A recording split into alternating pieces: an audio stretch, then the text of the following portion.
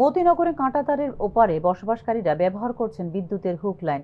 কাঁটাতারের ওপারে বসবাসকারী ৭৫ পরিবারের মধ্যে ৬০% ব্যবহার করছেন হুক লাইন বলে মঙ্গলবার বিধানসভায় জানিয়েছেন মুখ্যমন্ত্রী ডক্টর মানিক সাহা। শুধু তাই নয়, এই সকল পরিবারগুলির মধ্যে ২০% প্রদান করেন না কোনো বিদ্যুতের বিল। সার্বিক পরিস্থিতি বিবেচনা করে বিদ্যুৎ পরিষেবা বিচ্ছিন্ন রাখা হয়েছে মতিনগরের কাঁটাতারের ওপারে বসবাসরত সংশ্লিষ্ট পরিবারগুলিতে বলে জানিয়েছেন মুখ্যমন্ত্রী ডক্টর মানিক সাহা। এই যে আউট অফ 75 হাউসহোল্ড, তার মধ্যে 31টা ফ্যামিলি তারা ইলেকট্রিক কানেকশনের জন্য অ্যাপ্লাই করেছিল, whereas 44 households are using hook line for electricity. এই 75 household family.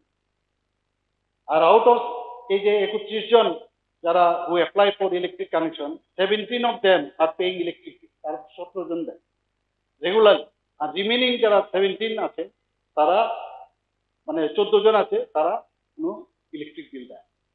That means 60% of them are using hook line and 20% are paying regular electric bill and rest 20% are not paying.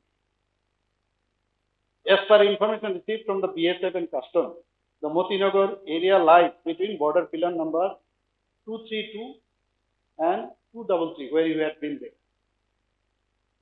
সব কথা বলা যাবে না, অনেক বিষয় আছে যেগুলো এখানে না বললেই ভালো।